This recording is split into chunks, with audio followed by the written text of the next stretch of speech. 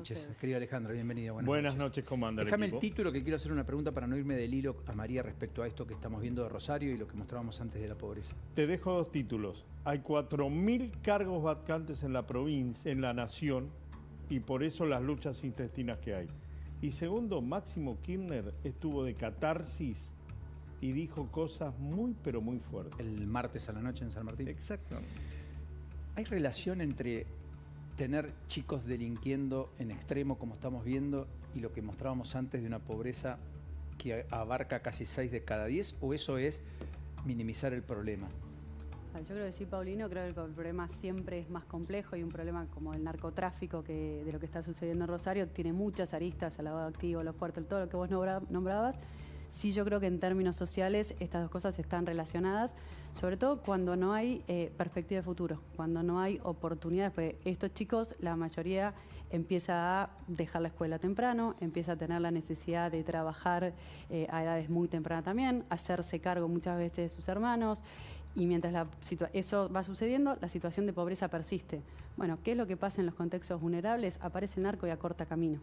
Eso incluso pasa en las villas, o Eso mejor dicho, pasa en los barrios populares de la Ciudad de Buenos Aires. ¿No le gusta pasa en la que se Ciudad de diga? Buenos Aires, puede pasar en algunos lugares de la Ciudad de Buenos Aires, no en todos, pasa en algunos lugares de la provincia de Buenos Aires, pasa en Rosario, pasa en los grandes conurbanos de las ciudades, que es donde se está tendiendo a concentrar lo que se llama la pobreza estructural. ¿Son Entonces, 6 millones? Porque el indicador de ayer de los 19 5 millones de millones, pobres sí. daba cuenta de que entre los menores de 14... Por eso, para no ponerlo en porcentaje, sino en 5 millones rostros, 800. eran casi 6 millones, ¿no? Ujú. Es una enormidad. es muchísimo y sobre todo, digo, es muchísimo, es muy una injusto. población y media de Uruguay. Sí. Pones todos los No, es uruguayos, una le agregas enormidad, 50%, todo eso lo convertís en menores de 14 años y son pobres en la Y es la Argentina. falta de futuro también, ¿no? Eso me parece que es el dato también importante, digo, la necesidad de intervenir ahora con políticas sociales mucho más efectivas de las que estamos teniendo hoy, para que el problema no se consolide, no se siga consolidando en el Bueno, mediano y a largo pero ahí plazo. vamos al tema y entrémosle de lleno, porque efectivamente acá en la Argentina tenemos cada vez más ayuda social, cada vez más cobertura del Estado, tenemos una universalización de programas. Sin embargo, al compás de incrementar las ayudas oficiales, hemos incrementado la pobreza y la cantidad de marginales. Mira, como decís, es un problema que es complejo. Primero, para analizar cualquier evaluación de política social, para mí siempre es importante, sobre todo por el tono que tiene esta discusión en la Argentina, poner en perspectiva que sin una macro ordenada, sin crecimiento, si este país no genera riqueza, es imposible poder solucionar cualquier tema estructural de pobreza. Dicho eso, la realidad argentina es como vos decís. Si vos mirás desde los principios de los 2000 a hoy, la inversión social tiende a aumentar, el nivel de beneficios tiende a aumentar, lo que empieza a disminuir es la calidad de esos beneficios. Ahora, ¿qué es lo que para mí se presenta como oportunidad y necesidad ante esto? La necesidad de repensar qué política social queremos, cuáles son los programas más efectivos para lograr otros resultados. Bueno, la escolaridad, por ejemplo, vos decís, bueno, la ayuda social. Durante muchos años en el kirchnerismo se discutió si tenía que haber una contraprestación respecto del AUH y el cumplimiento de la escolaridad de los chicos. Y creo que el control fue bastante laxo respecto de que las madres o padres que cobraban esos planes tenían la obligación de mandar a los chicos a la escuela. Entonces, ahí tenés un primer problema. Mira, el AUH es un programa que para mí es modelo. Digo, de hecho, yo creo que es un programa que tiene buena cobertura, está bien focalizado y en todos los países del mundo donde se implementó tiene condicionalidad educativa y salud. En la primaria, de vacunación y y escolarización. escolarización, exactamente. Antes de la pandemia, la verdad que el nivel de cumplimiento, sobre todo en el sector primaria, rondaba entre el 80-90% del total. Por supuesto que sobre todo en un contexto post-pandemia donde las tasas de deserción aumentan, donde ya tuvimos todos los problemas que conocemos en términos educativos, yo creo que la condicionalidad educativa es recontra necesaria porque es una red de protección, la UH, que te permite garantizar que los chicos menores de 18 años tengan lo básico para poder comer, pero además te permite empezar a montar una red de acompañamiento, sobre todo alrededor de las escuelas, para garantizar que puedan monitorear cómo vienen esos procesos de aprendizaje. Lo saca de la marginalidad. Un chico que no está escolarizado está fuera del sistema. Y si está fuera del sistema es permeable al narco, Yo soy una gran defensora de las condicionalidades educativas en todos los programas. En programas que tienen foco en menores de 18 años fundamentalmente, pero incluso en los otros también. Programas como el Potenciar Trabajo. Digo, yo prefiero que ese tipo de programas, que bueno, creo que ese programa específico hay que rediseñarlo, es mejor hay que rediseñarlo, rediseñarlo, no es una definición menor de alguien que estuvo hay que a cargo recontra rediseñarlo. el área sí, social en la más ciudad bien. los últimos 8 años. Más bien que sí. No hay forma de que eso siga funcionando de esa manera. Cuando el gobierno pone la lupa ahí está bien. Para mí definitivamente que está bien. Hay muchos inconvenientes, perdonen. Hay muchos inconvenientes con el plan Potenciar porque no se puede empalmar. Fracasó. Vamos a anunciar que fracasó el empalme. Querían empalmar por lo menos 150.000 personas que estaban en el Potenciar a un empleo formal. Ahora, fracasó Está fracasando antes. ahora de nuevo. Ese es un programa que yo creo, el Potenciar Trabajo, es un programa que arranca en el 2020, si no me equivoco, y tenía dos objetivos principales. Uno, mejorar la empleabilidad de las personas que lo recibían, y lo segundo, mejorar la capacidad de las unidades productivas. Tú preguntas, ¿en escala eso tuvo ese resultado? No. Definitivamente no. Hoy el programa funciona como un complemento de ingresos, con Ahora, lo cual María, perdón, hay que redefinirlo. tiene la misma raíz, el problema educativo. O sea, muchas de esas personas que estaban dentro de los programas no estaban capacitadas lo Más de la mitad, suficiente. a números del año pasado, para más de la mitad no había terminado el secundario. Bueno, entonces es muy difícil la inserción en cualquier oficio, en cualquier empresa que necesite Por supuesto. emplear a alguien, ¿no? Por eso volvemos a lo anterior. Vos me preguntabas, ¿qué condicionalidades tienen que tener estos programas? Educativos es mucho mejor. Primero, porque está aprobado en distintos países del mundo, tienen mucho menos oportunidad de ser volverse clientelares los programas.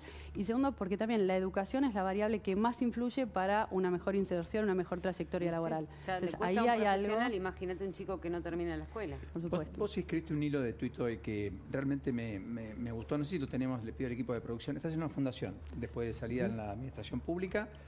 Estás trabajando en la fundación Fundar, ¿sos directora? Sí, estoy trabajando en Fundar, estoy liderando un área de integración productiva. De integración productiva.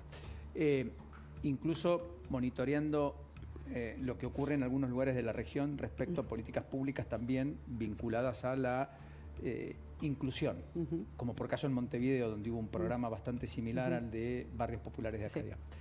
Bueno, tenemos el hilo de tuit porque en el hilo de tuit María Migliore lo que trata de explicar, y que quiero que lo sintetice ahora con nosotros, es esta idea de cómo estamos frente a la política social, cómo estamos con la inversión. Si quieren ponerle gasto, pónganle gasto, no importa, porque si dicen que la jubilación es un gasto, pónganle un gasto entonces, pero no importa. ¿Qué estamos haciendo en ese segmento en la Argentina y qué deberíamos hacer para hacer más asertivo y más eficaz todo lo que el Estado pone en esa materia? Mientras buscamos el hilo de tuit, ¿cuál es la idea central?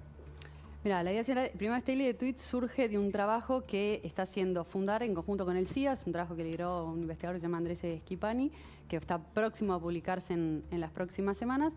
Y básicamente lo que estamos planteando es esto: la cobertura social argentina cumple un rol importante en lo que es contención, no así en generar pilares para la transformación.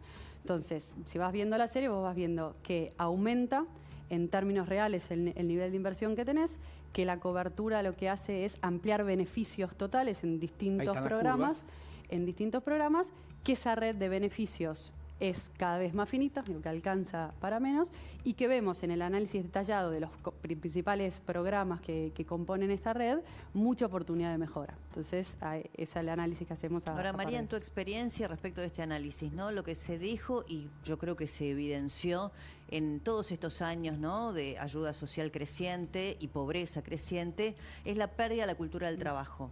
Entonces vos ahí analizás en el hilo de tweets y lo que nos estás contando también desde la Fundación ahora, la importancia o la relevancia de la ayuda social. ¿Cuán perjudicial es la ayuda social tan prolongada en el tiempo para que se haya perdido la cultura del trabajo respecto de que alguien elija el beneficio social por sobre un trabajo genuino? Yo creo que es bien complejo esto que traes y es recontra importante. Primero, yo creo que esta afirmación de se perdió la cultura del trabajo, yo personalmente lo que creo es que lo que está pasando en la Argentina es que la gente prefiere muchas veces trabajar en la informalidad que poder tener un trabajo en blanco, justamente por el mal diseño de muchos de estos programas. Pero la gente, lo que yo veo, y mismo analizando, por ejemplo, una muestra que se hizo en la Ciudad de Buenos Aires de los beneficiarios de Potenciar Trabajo, más de la mitad tiene 2 trabajos. La gente trabaja y trabaja mucho. ¿Qué es lo que está pasando en la Argentina? Que es la primera vez en la historia que vos podés tener un trabajo en blanco y además ser pobre, y además trabajar en la informalidad y ser pobre. Pero y déjame que te ponga un ejemplo. Pero yo te digo, María, yo lo vi y lo viví el deterioro en estos últimos 10, 15, 20 años respecto a la cultura del trabajo. Parece un cliché, parece una cuestión ideologizada, decir se perdió la cultura del trabajo, prefieren cobrar un plan que trabajar. Yo lo veo, te lo puedo citar, en una gran cantidad de comercios del barrio en donde yo vivo, en donde no podían conseguir una sola persona también, para ¿no? trabajar. No, seguro, Palermo. Débora, y déjame que te ponga el ejemplo de lo que pasa, por ejemplo, vos la cobertura alimentaria, ¿no? La tenés Sí. concentrada en dos programas. Uno es la UH y otro es la tarjeta alimentar, que es un complemento que se puso para menores de 0 a 14 años. ¿Sabés cuál es el problema con la tarjeta alimentar? Que es totalmente incompatible con, por ejemplo, el monotributo. Entonces, si una mujer que Lo tiene cual dos hijos eso es empieza a un punto. consigue un trabajo, ni siquiera te digo en blanco formal, monotributista, pierde el beneficio. Y en un escenario de tanta inestabilidad como es el de Argentina, yo creo que hay un problema. Ese es un programa, por ejemplo, yo creo que podría ser recontra rediseñado, donde vos no tengas ese desincentivo a la informalidad, donde el paso de los beneficios, a medida que una persona empieza a cobrar, se vaya siendo decreciente, pero pensándolo en un enganche progresivo más sustantivo, digo, mejor diseñado. Antes de seguir de lleno con este tema, que por cierto es todo lo apasionante que estamos viendo, hay dos temas que no quiero que se me escapen, Débora, Alejandro, que son muy relevantes. Uno ha confirmado por decreto de necesidad de urgencia que no va a enviar fondos a las cajas jubilatorias de las provincias. Hay 13 cajas jubilatorias que quedaron en manos de las provincias, a las cuales el Estado Nacional debe asistir. Sin ir más lejos, en Córdoba, por ejemplo, la asistencia del Gobierno Nacional debería ser de más de 180.000 millones de pesos este año. Por decreto dijo, no hay más plata. Con lo cual están que trinan los gobernadores.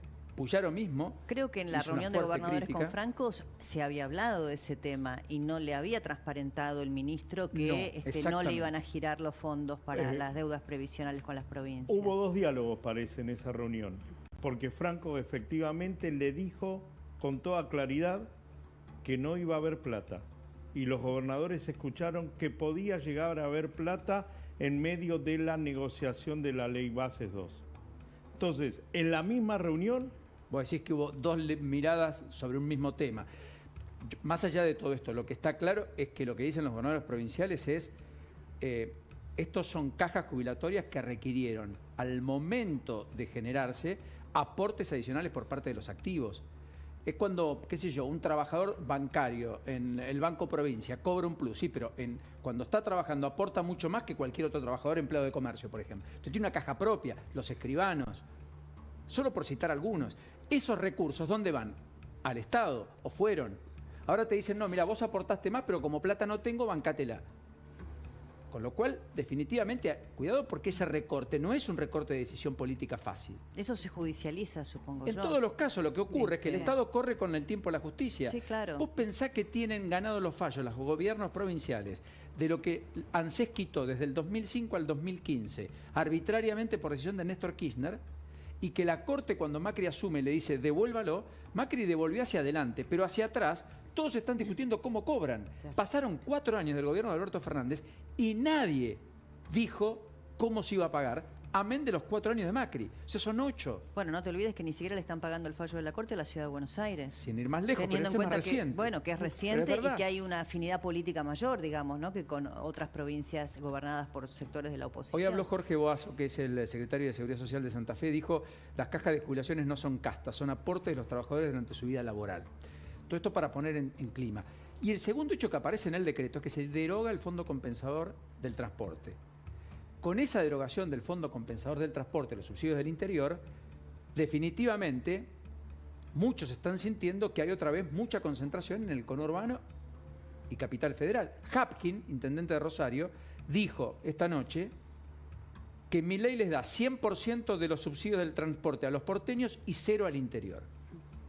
Cuidado porque esto empieza a crecer. Son los intendentes que han intentado reunirse y participar de la ley base también. Son los gobernadores que están pidiendo mayor federalismo.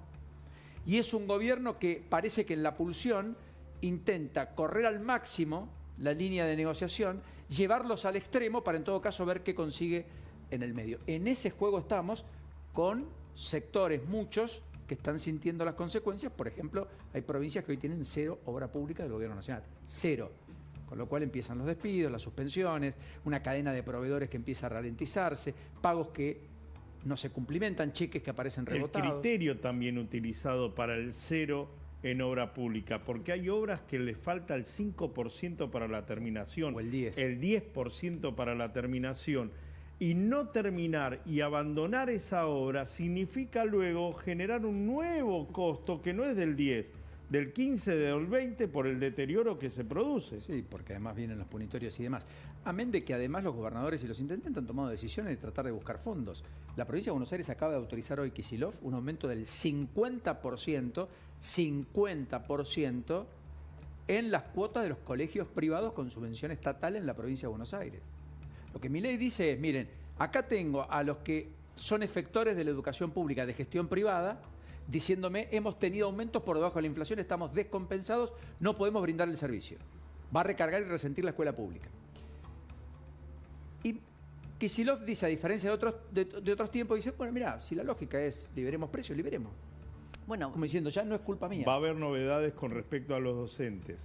También se están revisando los listados de incumplimiento en el cargo. Sí, Así la que, famosa carpeta médica. No, que también Efectivamente. en estos últimos 2 años cerraron muchos establecimientos privados. No sé si Muchos. ustedes recuerdan. Con la muchos pandemia, también. muchos de maestras jardineras, ¿no? Y luego, bueno, en Ciudad de Buenos Aires y en Provincia de Buenos Aires, colegios Bien. que tenían Emblemáticos. que eran emblemáticos, que tenían muchos años de historia y que cerraron las puertas, ¿no? Justamente por esta misma problemática. Sí, hay que ver, pero digo, todo esto también está pasando en medio de esta negociación que yo creo que va a llegar a buen puerto, porque todos los incentivos están puestos al acuerdo, porque al fin en el camino todos toman decisiones, todos gobiernan y a todos les toca administrar papas calientes, digamos, y situaciones muy complejas.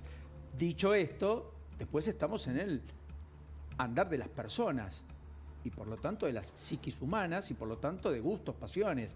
Y eso, y también la política. Sí, y ahí eso me ya es hiciste más complejo. acordar el tema de las personas, las pasiones, las psiquis humanas. Vos sabés que recién, a propósito de los conflictos desatados en las últimas horas, o recrudecidos, podríamos decir, porque ya existían entre la Argentina, Colombia, México, por las declaraciones cruzadas entre el presidente Milei y los presidentes de aquellos países, la canciller Diana Mondino, por un lado, intentando bajarle el tono a esta conflictividad, dijo, bueno, no es un problema entre estados, sino entre personas. Lo que me parece que se olvidan es que acá ya no son personas. O sea, Quien Tienen un cargo. es el comparten un jefe de todo. Estado de un país, sea cual fuese, deja de ser un individuo para representar aquel país que gobierna y para el cual fue elegido en ese cargo. Entonces, las relaciones indefectiblemente son entre Estados. Por ejemplo, Colombia es un socio comercial de la Argentina importante. Es el segundo, por ejemplo, destino de exportaciones de vehículos después de Brasil. No es menor no andar profiriendo insultos y agravios entre presidentes de diversos países. Obviamente que han sido declaraciones cruzadas, nadie lo desconoce, pero me parece que acá no estamos hablando de personas y no de relaciones entre estados. Estamos hablando claramente de relaciones entre países y tienen una responsabilidad mayor quienes gobiernan esos países. Entonces, volviendo al tema pobreza, cuando vos ves la radiografía de la Argentina, además tiene una radiografía bastante dispar por regiones. Los grandes núcleos urbanos son en general los de mayor peso específico en la pobreza, índices más altos, a eso voy. Parecería que la ruralidad tiene menos incidencia. También es cierto que se llega menos con las mediciones, Sí. ¿no? Porque se mide los Por grandes conglomerados urbanos. De todas maneras, es una discusión que está pasando con el desarrollo sociodemográfico de la Argentina y la alta concentración que tenemos en capital y conurbano. Sí, a ver, yo creo que ahí generalmente en los grandes conurbanos lo que tiende a crecer es lo que se llama la pobreza estructural, que es esa pobreza que se mide por la carencia y el no acceso a servicios básicos. Entonces, yo creo que lo que hay que hacer para solucionar eso en la Argentina es políticas de integración sociourbana, políticas que permitan ordenar la situación que se tiene hoy, y obviamente esto tiene que ser complementado con políticas preventivas, ¿no? Para evitar que estos grandes conurbanos sigan creciendo, y eso tiene que ver con, por ejemplo, desarrollar ciudades intermedias, con hacer programas como lotes con ciertos servicios accesibles a las clases más bajas, las clases medias. Hoy el problema de la vivienda es estructural en la Argentina, atraviesa todos los sectores, pero para solucionar los temas de pobreza en los grandes conurbanos, creo que la política de integración sociourbana es una política que se ha María, mostrado en el mundo que es muy efectiva. Vos que tuviste muchos años también en el gobierno de la ciudad, lo que se ve Te diría que no es nuevo, pero sí es creciente. En la ciudad de Buenos Aires es una enorme cantidad de gente durmiendo en las calles, ¿no? Qué sé yo, en la puerta de los cines, de cajeros automáticos, en el alero de alguna confitería importante. Y uno, si recorre esos barrios, se va a encontrar con las mismas personas durante muchísimo, muchísimo tiempo, instaladas allí. ¿Por qué no se las puede sacar? Digo, no quieren ir a los refugios. Yo sé que es un tema que tiene una enorme conflictividad. Hay gente que también tiene situaciones de adicciones. ¿Qué se hace con toda esa gente con la que convivimos permanentemente? Mira, es un tema complejo que sucede lamentablemente en todas las grandes ciudades. En Argentina está creciendo en la ciudad de Buenos Aires. Los últimos números, al menos la medición que se hizo en julio del año pasado, que es la que la ciudad hace todos los años, Sí.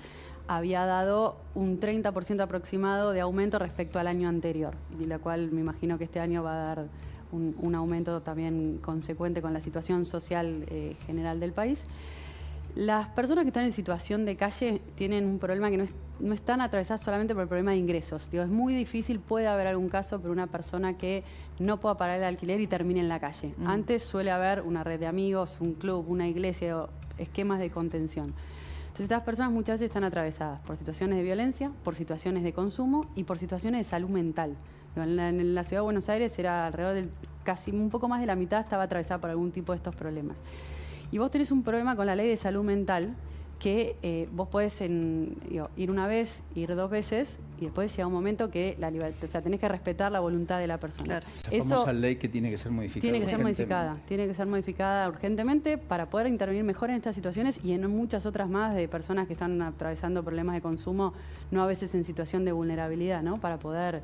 Bueno, la mamá de Chano lo ha contado hasta Lo ha el hartazgo, contado varias más veces. allá de reconocer que hace meses, por suerte, Chano Sí. no estaría 13 meses. 13 meses, poco más de un año, inmerso en esa locura que significa la drogadependencia. Ahora, ¿se puede tener una política social eficaz aún desde la lógica de un Estado chico, desde un Estado más eficiente, desde un Estado que se corra de buena parte de los ejes económicos, como parecería ser la imagen de Milei? Porque, digamos, Chile ha tenido política social, Uruguay tiene su política social con la calle Pou.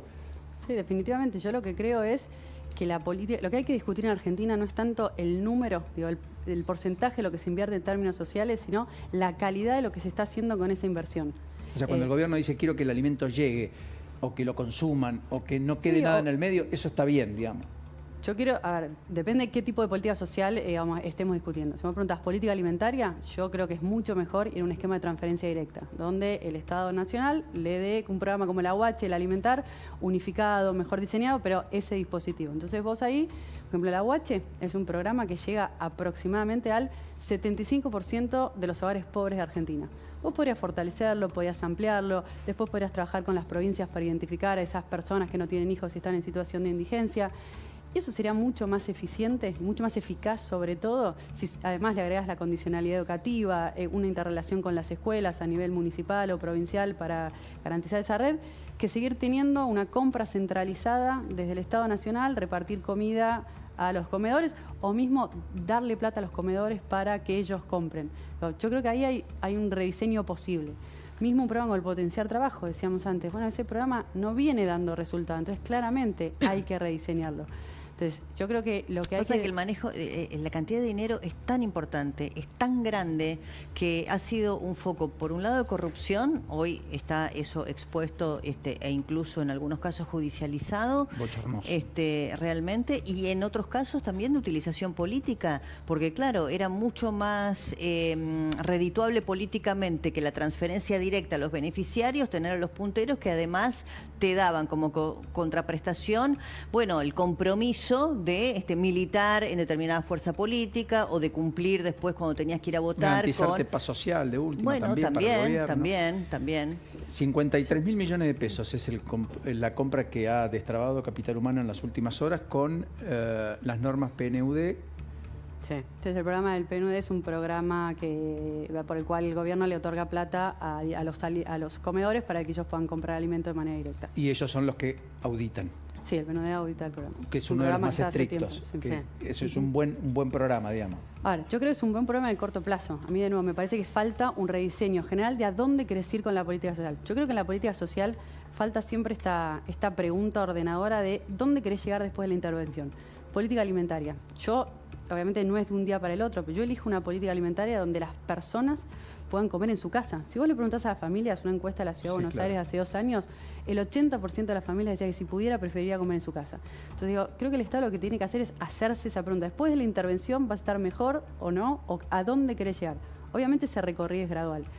Y así como digo, en la política alimentaria yo creo que es mejor un esquema de transferencia directa, hay otro tipo de políticas donde yo creo que la organización comunitaria tiene valor. Eso no quiere decir que si hay irregularidades en los fondos públicos, digo, por definición eso siempre se tiene que auditar, pero en una política, por ejemplo, como la de integración sociourbana, y la vinculo con el caso de Rosario, porque para mí la contracara a una política de seguridad es una política de integración urbana bien hecha.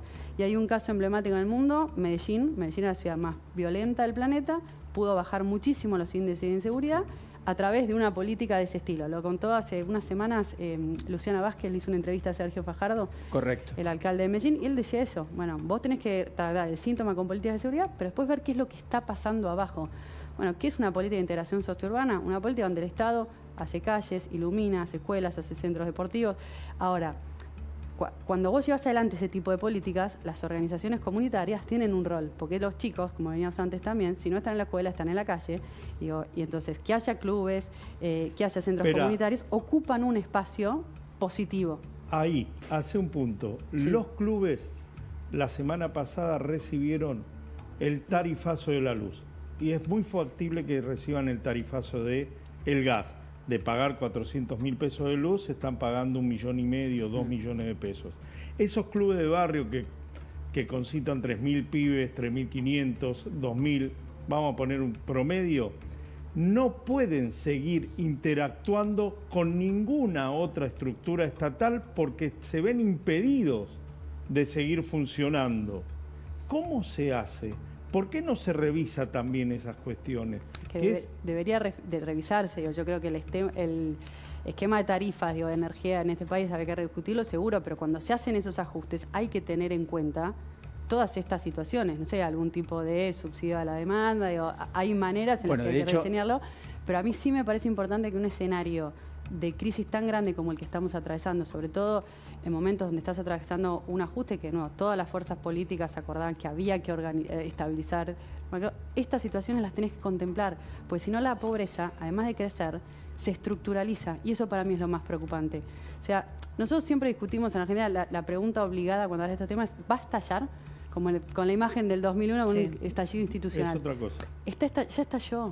Digo, cuando vos tenés trabajadores pobres, más deserción escolar, escolar, situación es porque ya estalló. Aumento de consumo problemático. Hay un montón de situaciones invisibilizadas que son muy difíciles de transformar en el largo plazo. Y si esos pocos lugares que hacen su trabajo cierran, bueno, el problema que vos vas a tener es mucho más grande y revertir eso va a costar muchísimo más. María Migliore, como siempre, un placer. Muchas gracias.